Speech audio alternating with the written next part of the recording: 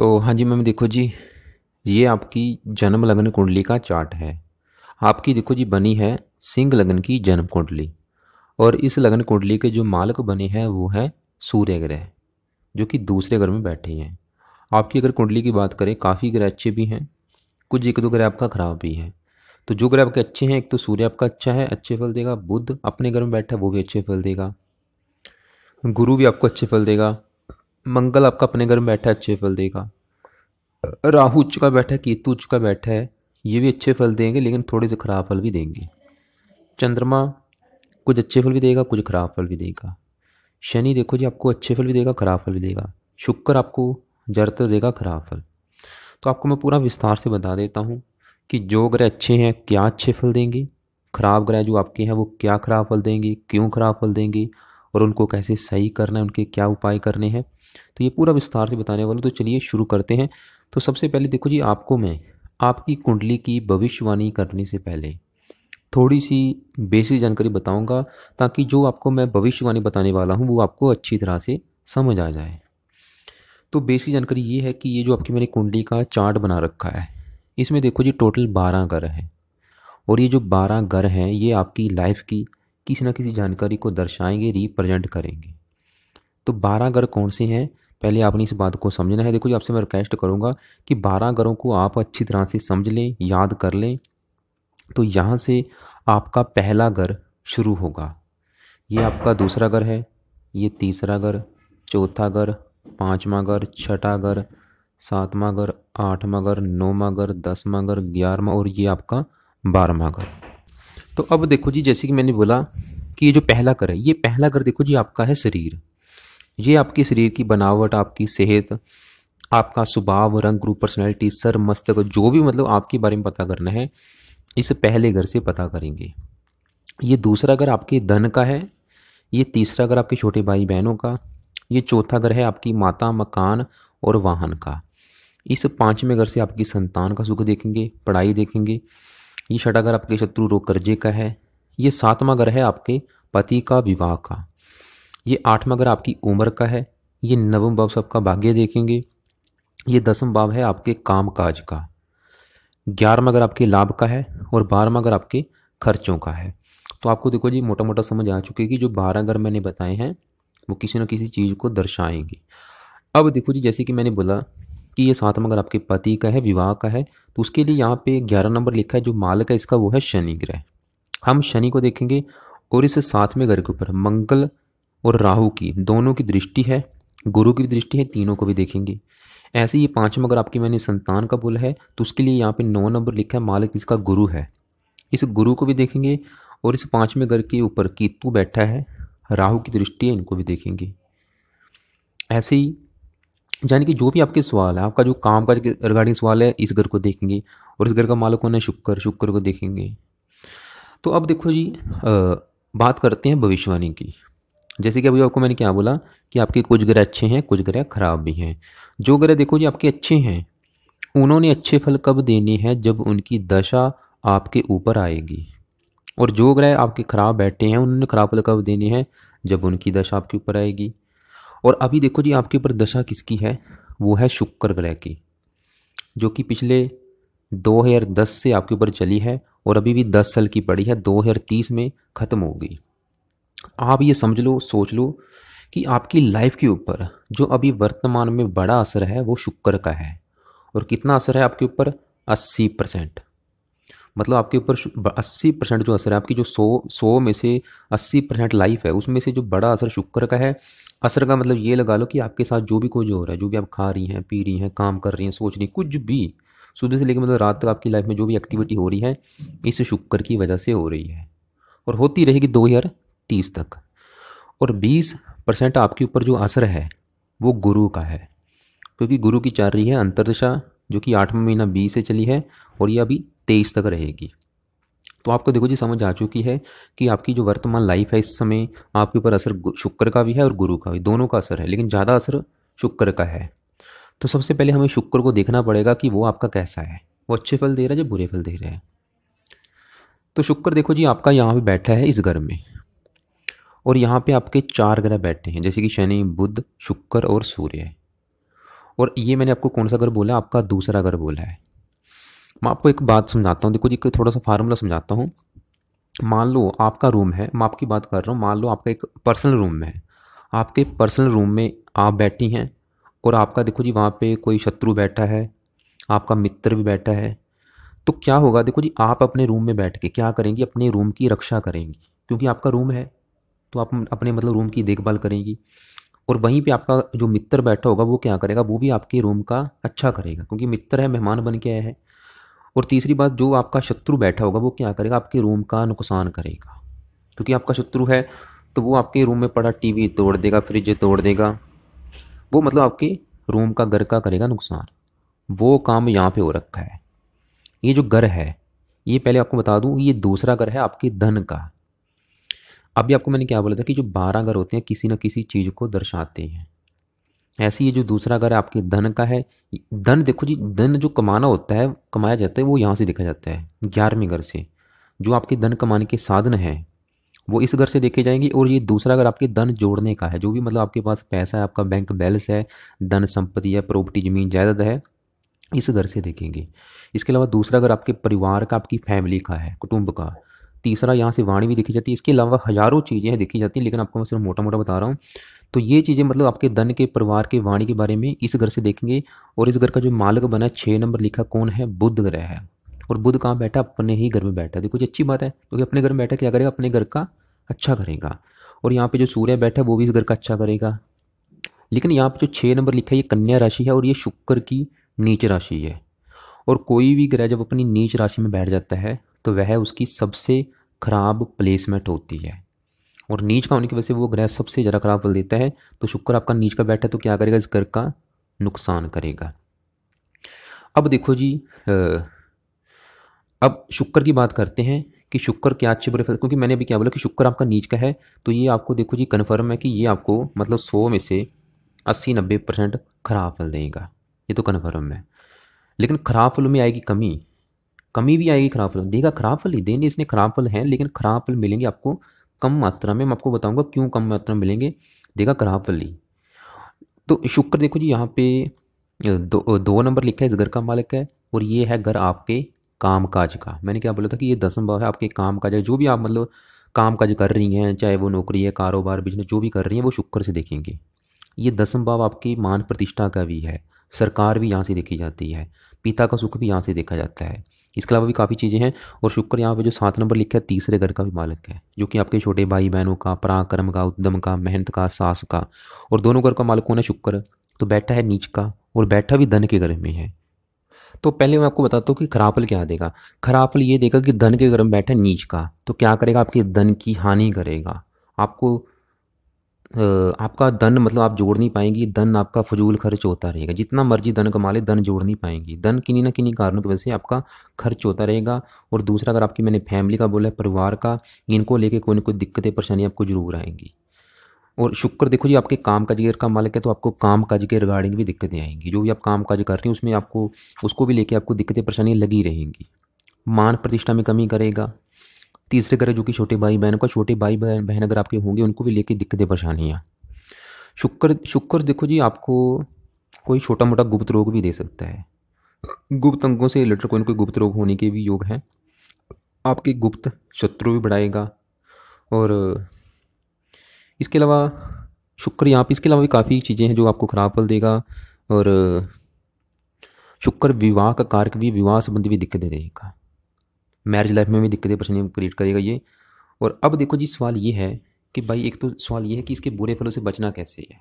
क्योंकि अभी भी देखो जी आपके ऊपर 10 साल की इसकी दशा पड़ी है, अभी 10 साल हो चुके हैं चली को, और 10 साल की पड़ी है, और बड़ा असर इसी का है। और अभी आपको मैंने क्या बोला था कि जो शुक्र के बुरे फल हैं आपको मिलेंगे, लेकिन कम मात्रा में। उसके 2 कारण हैं, वो आपको बताता हूँ। अब देखो जी मैंने क्या बोला था कि ये जो घर है, इस घर का जो मालिक है, 6 नंबर लिखा है, वो है बुध। और बुध कहाँ बैठा है, अपने घर में बैठा है। और इस घर में शुक्र क्या है, नीच का बैठा है। तो बुध क्या करेगा, शुक्र को रोकेगा। यहाँ पे एक अच्छा युग बना है, नीच भंग राजयुग। बुध देखो, बुध क्या करके इसको रोकेगा कि तू मेरे घर का नुकसान नहीं कर सकता। नीच भंग राजयुग बना है। देखो सुनने से लग रहा है नीच हो गया, भंग बन गया राजयुग, मतलब नीच भंग राजयुग बन चुका है। जिसकी वजह से शुक्र क्या होगा, शुक्र के जो भी अभी मैंने बुरे फल बताए हैं वो आपको मिलेंगे, लेकिन कम मात्रा में। क्योंकि नीच भंग राजयोग बन चुका है। पहली बात तो ये। दूसरी बात ये कि शुक्र यहाँ पे अस्त बैठा है। पहले ये आपको बताता हूँ अस्त का मतलब क्या है। आप यहाँ पे नोट करो, मैंने सभी ग्रहों के पीछे कोई ना कोई नंबर लिख रखा है। जैसे कि चंद्रमा के पीछे 14 नंबर, मंगल के पीछे 15 नंबर, गुरु के पीछे 18 नंबर। यहाँ पे नोट करो सभी ग्रहों के पीछे कोई ना कोई नंबर लिखे हुए हैं। ये नंबर क्या है, इनकी पावर है, ये डिग्री कहते हैं इन्हें। ये डिग्री देख के ही ये डिसाइड होता है कि ये ग्रह जो भी अच्छे बुरे फल देगा कितनी मात्रा में देगा। वो आपको मैं फार्मूले समझाता हूँ। अगर कोई ग्रह देखो जी अस्त बैठा है, जैसे कि 3 ग्रह आपके अस्त बैठे हैं, शनि अस्त है, बुध अस्त है, शुक्र अस्त है। अस्त का मतलब ये है कि ये तीनों आपके मृत हो चुके हैं, डेड हो चुके हैं। और मृत क्यों हुए हैं, क्योंकि ये यहाँ पे सूर्य के पास बैठे हैं। और आपको पता है कि जो हमारा सूर्य ग्रह है उसमें कितनी गर्मी है, कितना प्रकाश है, कितनी ऊर्जा है। इसकी वजह से क्या होता है, कोई भी ग्रह जब उसके नज़दीक चला जाता है उसकी गर्मी को सहन नहीं कर पाता और वो वहाँ पे मतलब जल जाता है। तो तीनों ग्रह आपके जल चुके हैं, मृत हो चुके हैं, डेड हो चुके हैं। इसकी वजह से क्या होगा, ये तीनों ग्रहों के जो भी अच्छे फल हैं या बुरे फल हैं वो आपको मिलेंगे, लेकिन कम मात्रा में, क्योंकि मर ही चुके। देखो जो आप खुद सोचो, जब बंदा मर ही गया तो क्या करेगा, कुछ नहीं कर सकता। तो अस्त होने की वजह से ये ग्रह जो भी अच्छे फल देंगे या बुरे फल देंगे बिल्कुल कम मात्रा में, सिर्फ 5 से लेके 10% मात्रा के हिसाब से। अगर कोई ग्रह 1 2 3 डिग्री का बैठा है तो वो समझ लो कि वहाँ पे एक बच्चे के रूप में बैठा है। और वो भी ग्रह जो भी अच्छे फल देगा या बुरे फल देगा वो भी बिल्कुल कम मात्रा में, 10 से लेके 20% मात्रा के हिसाब से। अगर किसी ग्रह के पीछे 27 28 29 नंबर लिखा है तो वो समझ लो कि वहाँ पे एक बूढ़े इंसान के रूप में बैठा है। और वो भी ग्रह जो भी आपको अच्छे फल देगा या बुरे फल देगा बिल्कुल कम मात्रा में, क्योंकि बुजुर्ग हो चुका है। जैसे कि आपका शनि बैठा है 29 डिग्री का। अगर कोई ग्रह 10 से लेके 20 डिग्री के अंदर बैठा है तो वो समझ लो कि पूरा जवान बैठा है। और जवान होने की वजह से क्या होगा, जो भी आपको अच्छे फल देगा या बुरे फल देगा पूरी 100% मात्रा में। जैसे कि चंद्रमा 14 डिग्री का है, मंगल 15, गुरु 18, राहु 15, ये जवान बैठे हैं। अब आपको मैंने क्या बोला कि शुक्र आपको देगा खराब फल, ये तो मैंने बोल दिया। लेकिन शुक्र जो खराब फल देगा कितनी मात्रा में देगा, डिग्री मतलब देखो सारा डिग्री ये छोड़ दो, ये देखो अस्त बैठा वो मर चुका है। देखो आपको पता होगा जब बंदा चाहे वो 20 साल का हो चाहे 40 साल का हो, जब वो मर ही गया तो क्या होगा, कुछ नहीं कर सकता। तो शुक्र आपका डेड हो चुका है, मर चुका है। इसकी वजह से क्या होगा, जो अच्छे फल हैं, अच्छे फल तो चलो है नहीं, जो बुरे फल हैं आपको कितनी मात्रा में मिलेंगे, कम मात्रा में। जो आपके लिए अच्छी बात है, क्योंकि देने बुरे फल तो इसने। लेकिन अस्त होने की वजह से जो बुरे फल हैं आपको कम मात्रा में मिलेंगे, लेकिन जो अच्छे फल लेने थे, अच्छे फल क्योंकि काम का घर का मालिक है, अच्छे फल लेने में ही है हमने, तो अच्छे फल आपको वो भी कम मात्रा में मिलेंगे। और अब यहाँ पे क्या हो रखा है कि मैंने क्या बोला था कि शुक्र बुध, बुध इस घर का मालिक है। बुध क्या करेगा, इसको रोकेगा कि तू मेरे घर का नुकसान नहीं कर सकता। नीच भंग राजयोग बना है, लेकिन नीच भंग राजयोग यहाँ पे लागू नहीं होगा। क्यों नहीं होगा, क्योंकि बुध भी देखो जी मर चुका है, तो कैसे उसको रोकेगा। वो आप खुद मर चुका है, उसको कैसे रोकेगा। तो हाँ, एक शर्त है, देखो जी आपको जो मैं उपाय बताऊंगा कि बुध कैसे रोकेगा। मतलब अगर आप बुध को पावर देती हैं, जैसे कि ये मर चुका है, अगर इसको आपने जीवित कर लिया तो बुध क्या होगा, पूरी तरह से फिर नीच भंग राजयोग बन जाएगा। जो शुक्र के मतलब बुरे फल हैं वो बिल्कुल कम हो जाएंगे और अच्छे फलों में होगी बढ़ोतरी। अब आपको मैं बताता हूँ कि यहाँ पे बुध ने अच्छे फल क्या देने, क्योंकि बुध अपने घर में बैठे, इसने आपको 100 में से 100% अच्छे फल देने हैं। लेकिन अच्छे फल कितनी मात्रा में मिलेंगे, थोड़े बहुत है। कितने, 5% देने अच्छे फल है बुध ने, लेकिन अच्छे फल देगा आपको बिल्कुल कम मात्रा में। तो आपको पहले बताता हूँ अच्छे फल क्या देगा और अच्छे फल बढ़ाने कैसे, वो भी आपको मैं बता देता हूँ। तो बुध देखो जी आपका 2 घरों का मालिक है। एक तो ये जहाँ बैठा है उसी घर का मालिक है, और ये घर कौन सा आपका धन का बोला है, परिवार का बोला है, वाणी का बोला है। और बुध यहाँ पे 3 नंबर लिखा है, इस घर का भी मालिक है, जो कि लाभ का है। जो भी आप काम काज कर रहे हैं उस काम में लाभ मिलेगा या नहीं, इस घर से देखेंगे। आपके इनकम के साधन इस घर से, बड़े भाई बहन इस घर से, इच्छा पूर्ति इस घर से। तो बुध देखो जी अपने घर में बैठा है, तो यहाँ पे बहुत अच्छा योग बना है, बद्दर योग, जो कि एक पंच महापुरुष योग में से उत्तम योग है। तो धन का मालिक अपने घर में बैठा क्या होगा, आपको महाधनी बनाएगा, आपको बहुत ज़्यादा अमीर बनाएगा। धन की कभी कमी नहीं रहेगी आपके पास। धन कमाने के साधन कई होंगे, इच्छाएं पूरी करेगा, परिवार का सुख अच्छा, वाणी आपकी बहुत अच्छी करेगा। और अगर आप बुद्ध से जुड़ा कोई काम करते हो उसमें बहुत ज़्यादा बेनिफिट होगा, जैसे कि लेखन, प्रकाशन, पत्राचार, अध्यापन या वाणी से जुड़ा भी कोई भी काम, आप अपनी वाणी से जुड़े कामों से भी धन कमाएंगी। ये आपको बहुत ज़्यादा बुद्धिमान बनाएगा। मेहनत से आप धन कमाने वाली होंगी, विभिन्न साधनों से धन कमाने वाली होंगी, कंप्यूटर, गणित, कॉमर्स ऐसे विषयों की आप जानकार होंगी। तो ये मतलब आपको हज़ारों अच्छे फल देगा, परिवार का सुख अच्छा, वाणी अच्छी। लेकिन नेगेटिव बात क्या है कि जो अभी मैंने अच्छे फल बताए कितनी मात्रा में मिलेंगे, थोड़े बहुत है। मैंने क्या बोला कि महाधनी बनाएगा, लेकिन नहीं, कम बनाएगा। क्यों? मर ही चुका है, क्या धनी बनाएगा आपको। लेकिन अगर आप चाहती हैं कि बुध की पावर बढ़े तो आपको मैं उपाय बताता हूँ क्या करने हैं। तो अब देखो जी, पहले मैं आपको बताता हूँ कि बुध की पावर कैसे बढ़ानी है। बुध की पावर बढ़ाने के लिए आपको 3 उपाय करने पड़ेंगे। एक तो आपको इसका पन्ना रत्न दान करना पड़ेगा। और एक बात मैं आपको और बता दूँ, रत्न क्या काम करता है, पहले आप इसको समझ लें। रत्न, जैसे कि आप किसी भी ग्रह का अगर रत्न दान करोगी, रत्न उस ग्रह की जो पावर होती है उसको बढ़ा देता है। उसका एक ही काम है, दूसरा काम नहीं है। मान लो आपने बुध का रत्न दान कर लिया पन्ना, तो क्या होगा, इसकी पावर बढ़ जाएगी। और पावर बढ़ेगी तो क्या होगा, बुध जैसे अच्छे फल दे रहा है तो अच्छे फल बढ़ जाएंगे। आपने जैसे मान लो शुक्र का रत्न दान कर लिया जरकन, तो क्या होगा, शुक्र की पावर बढ़ जाएगी। तो शुक्र की पावर बढ़ेगी तो क्या होगा, शुक्र के बुरे फल बढ़ जाएंगे। बुरे फल क्या बढ़ेंगे, धन की ज़्यादा हानि, काम काज में ज़्यादा दिक्कतें। ये आपके ऊपर डिपेंड है किसका रत्न दान करना है। रत्न सिर्फ एक ही काम करता है, पावर को बढ़ाता है। तो इसलिए आपको सिर्फ खाली बुध का रत्न दान करना चाहिए और किसी का नहीं।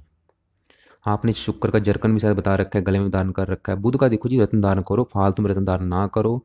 अगर नुकसान लेना कर सकती हो आप, तो बुध का आपने पन्ना रत्न दान करना है। वो आपने कम से कम 8.25 रत्ती या 7.25 रत्ती का लेना है।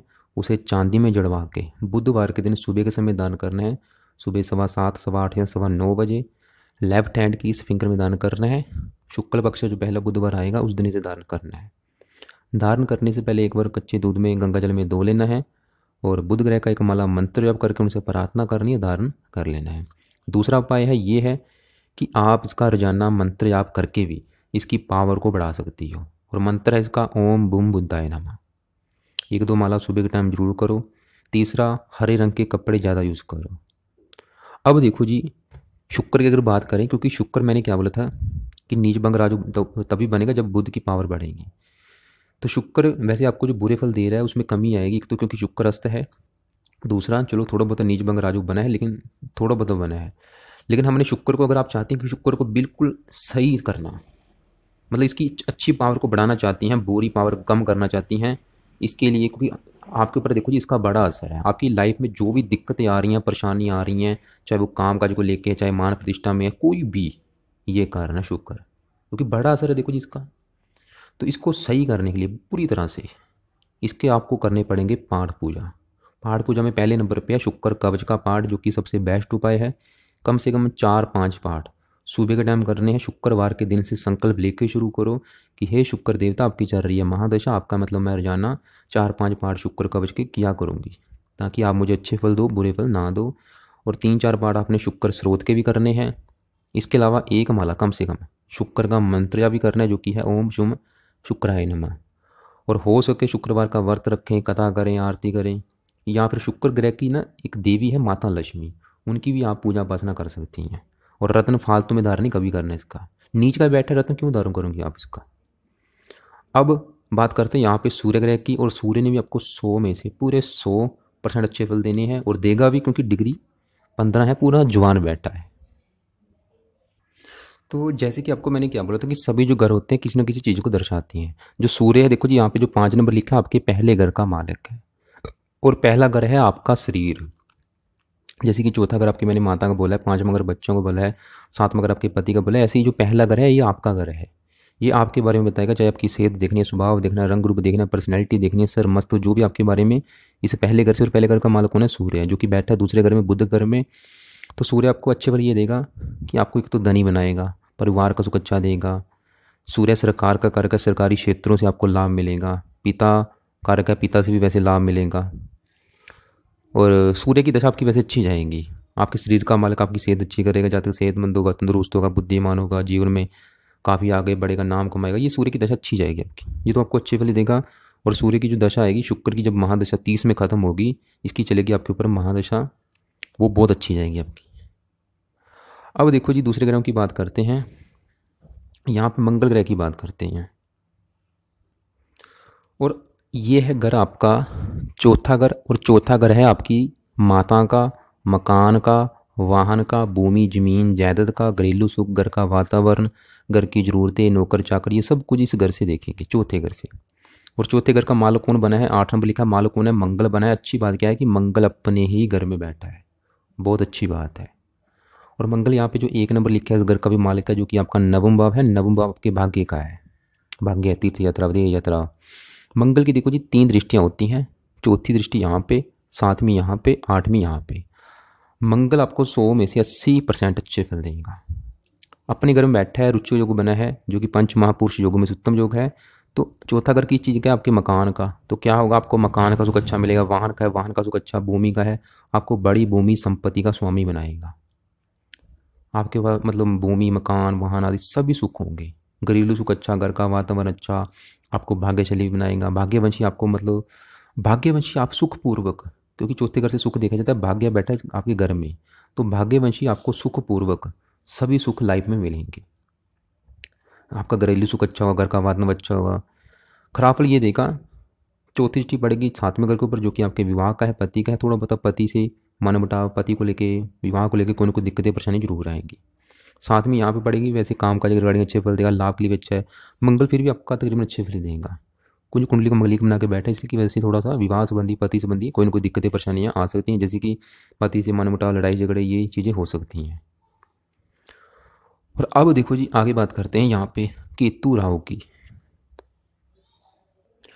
और ये घर देखो जी आपका है 5वां घर, और 5वां घर है आपकी एक तो संतान का, पढ़ाई का और बुद्धि का। ये चीज़ें इस घर से देखेंगे।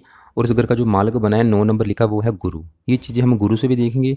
इस घर में जो केतु बैठे इससे भी देखेंगे। इस घर के ऊपर राहु की दृष्टि उसको भी देखेंगे।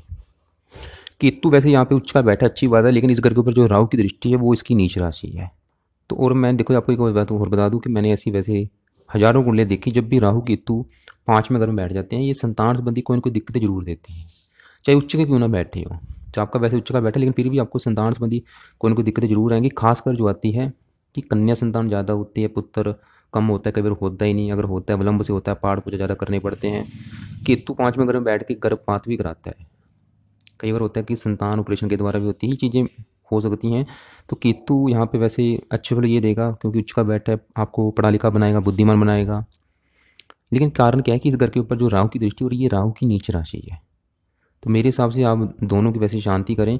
अगर क्योंकि अगर राहु की बात करें, देखो जी राहु वैसे उच्च का जरूर बैठा है 11वें घर में, लेकिन इसकी जो दृष्टि है 7वीं यहाँ पर पड़ेगी, जो कि नीच राशि है। 9वीं यहाँ पर पड़ेगी, जो कि आपके विवाह का घर का है, पति का घर है। तो राहु क्या करेगा? तो संतान संबंधी दिक्कतें देगा, विवाह संबंधी दिक्कतें देगा। और इसके लिए दोनों की आप शांति करें, दोनों के मतलब आप उपाय करते रहें। केतु के लिए आप क्या करें? इसकी डिग्री को 0 करें, राहु की भी डिग्री 0 करें। केतु के लिए कुत्तों को रोटी डालती रहें। राहु के लिए एक दान है सतनाजा, जो कि 7 प्रकार के अनाज मिलके बनता है, वो आप मतलब दान पंछियों को, मछलियों को करती रहें। वो आपको मैं वीडियो अलग से भेजूंगा कि राहु का दान क्या है, वो आप देख लेना। और राहु कवच का भी पाठ आप 1-2 पाठ लाइफ टाइम करती रहें। और अब यहाँ पे जो चंद्रमा बैठा आपका 8वें घर में, इसकी बात करते हैं। तो चंद्रमा देखो जी आपका इस घर का मालिक है 12वें घर का, त्रिकवा को स्वामी त्रिकवा बैठा। वैसे ही एक अच्छा योग बना हुआ है, सरल नाम का विपरीत राजयोग। इसकी वजह से वैसे ज़्यादातर आपको अच्छे फल ही देगा, लेकिन फिर भी देखो जी कुछ खराब फल दे सकता है आपको, जैसे कि आपकी सेहत को ख़राब कर सकता है, आपको रोगी बना सकता है, खासकर अपनी दशा में या आपको बचपन में। ऐसे जातक मैंने देखे हैं बचपन में बीमार रहते हैं। और ये चंद्रमा आपकी देखो जी माता का कारक है, माता को भी बीमार करेगा। वैसे आपके मन का कारक आपको मानसिक चिंता भी जरूर देगा, मानसिक रोगी भी बनाएगा। खासकर अपनी दशा, इसकी दशा थोड़ी सी आपकी खराब हो जाएगी। वैसे जहाँ शुरुआती जीवन जो आपका होगा वो संघर्षमयी होगा, धन की हानि भी करा सकता है। वैसे फिर भी आप क्या करें, इसके अगर बुरे फलों से बचना है तो चंद कवच का पाठ सुबह के टाइम 1-2 पाठ आप जरूर करें। अब देखो जी आपके ऊपर चल रही है गुरु की अंतर्दशा, और मैंने क्या बोला था कि 20% आपके ऊपर गुरु का भी असर है। अब इसकी बात करते हैं कि ये आपको गुरु मतलब कैसे फल दे रहा है। गुरु ग्रह देखो जी तीसरे घर में बैठा है, शुक्र घर में बैठा है, वो वैसे इसका मित्र शत्रु है, और इसके ऊपर राहु की भी दृष्टि है। गुरु आपको वैसे 100 में से 80-90% अच्छे फल ही देगा। गुरु यहाँ पे 9 नंबर लिखा है इस घर का मालिक है, जो कि 5वां घर आपकी संतान का, 12 नंबर लिखा है 8वां घर जो कि आयु का, 8वें घर से 8वें घर में बैठा है, उम्र लंबी करेगा। संतान के घर से 11वें घर में बैठा है, संतान होने के बाद आपका मतलब भाग्योदय चमकेगा, आपकी मतलब जो किस्मत चमकेगी संतान होने के बाद भी। और गुरु की 5वीं दृष्टि यहाँ पे पड़ेगी विवाह के घर के ऊपर, वैसे विवाह का सुख जरूर देगा। ये भाग्य घर को देखिएगा, आपको भाग्यशाली बनाएगा, धार्मिक बनाएगा, परोपकारी बनाएगा, दानी बनाएगा। गुरु फिर भी आपका अच्छा है, ये तो अच्छे फल ही देगा। अब देखो जी, बचा है आपका शनि ग्रह। शनि क्या है कि बैठा आपका दूसरे घर में जरूर है, लेकिन अगर हम चलत कुंडली देखें तो शनि का जो बड़ा हिस्सा है वो तीसरे घर के ऊपर है। मतलब ये ज़्यादा फल आपको 80-90% फल जो देगा तीसरे घर के हिसाब से देगा। और शनि आपको जो भी अच्छे फल देगा चाहे बुरे फल दे, वो देगा बिल्कुल कम मात्रा में, क्योंकि शनि एक तो आपका अस्त बैठा है और दूसरा डिग्री देखो जी कितनी है, 29। मतलब एक बूढ़े इंसान के रूप में बैठा, चाहे अच्छे फल देने चाहे बुरे फल देने, देगा कम मात्रा में। और शनि यहाँ पे जो 11 नंबर लिखा है आपकी इस घर का मालिक है विवाह के घर का, पति घर का मालिक है, पति का सुख विवाह का सुख इस घर से देखेंगे, और इस घर का मालिक बना है शनि। और शनि आपके छठे घर का भी मालिक है, क्योंकि बड़ा इस घर के ऊपर है। वैसे इस घर से नवम भाव में बैठा, वैसे इसने आपको विवाह का सुख देना है, पति का सुख देगा, लेकिन क्योंकि अस्त बैठा है इसकी वजह से शनि के अच्छे फल में आएगी कमी। इसने वैसे बुरे फल भी आपको देने थे, क्योंकि छठा घर शत्रु रोग कर जाएगा, इसने आपको मतलब रोगी बनाना था, कर्जदार बनाना था, शत्रु परेशान करने थे। लेकिन अच्छी बात है अस्त बैठा है, लेकिन हमने देखो जिसका अच्छा फल लेना भी, जैसे कि विवाह संबंधी पति संबंधी, तो इसके लिए आप शनि का कम से कम एक माला मंत्र जाप कर सकते हो, क्योंकि आपके ऊपर वैसे भी शनि की 7.5 आने वाली है, जो कि अभी अगले साल से आपके ऊपर शुरू हो जाएगी। 29 अप्रैल 22 के बाद आपके ऊपर शनि की 7.5 शुरू होने वाली है, जो कि आपके ऊपर 7.5 साल तक रहेगी। तो शनि के बुरे फलों से बचने के लिए अभी से शनि का मतलब मंत्र आप शुरू कर दें, और कम से कम 1-2 माला इसका मंत्र जरूर करें आप, शनि मंत्र जाती रहें। शनि कवच का भी पाठ आप कर सकती हैं। तो ये था देखो जी आपकी कुंडली का फलादेश, आपको मोटा मोटा बता चुका हूँ। और बाकी एक बार मैं फिर बोलूँगा कि आपकी लाइफ के ऊपर जो बड़ा असर है शुक्र का है, और वो देखो जी नीच का बैठा है। और शुक्र ग्रह के उपाय जितने ज़्यादा आप करेंगे उतना बेनिफिट है।